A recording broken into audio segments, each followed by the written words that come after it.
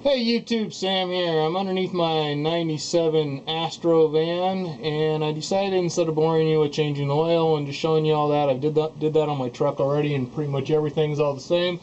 I would show you where things are and what you need. It all starts right there. The pan bolt there is a 9/16, so bring a 9/16 ratchet with you, and make sure when you're tightening it back up, you start it by hand and don't over tighten it. Next, the oil filter is one of the easiest ones I've ever done. It's right here next to the pan. So your bolt's right there, your oil filter's right there. You barely have to move to change the oil in this thing. If you didn't have to get up there and put oil in the top, everything would be perfect.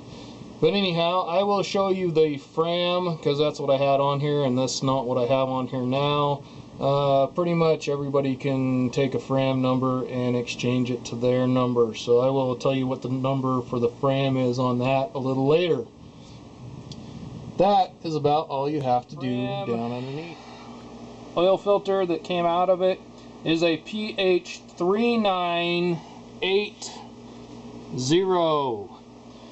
Now make sure, that's something else, whenever you're doing an oil change, if you can, and in this one you can, you want to go ahead and in the new one lube up the edge with some, or lube up the gasket here with a little bit of fresh oil, and dump about, it takes about a half a quart of oil down in there.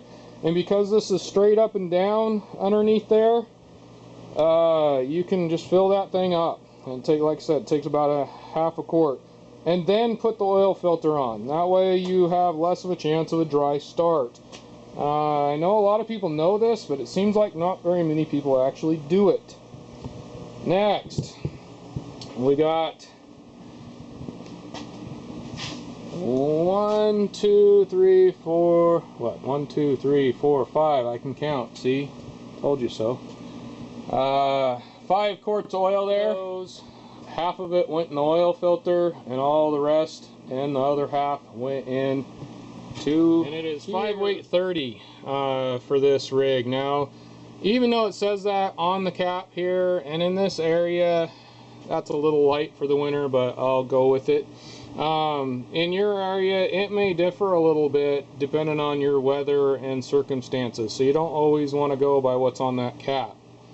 Then the next thing you want to do, let that sit for a while, drain down, start it up, let it run for a second or two, and then pull your dipstick, which is right over here, and check it and make sure that it goes all the way.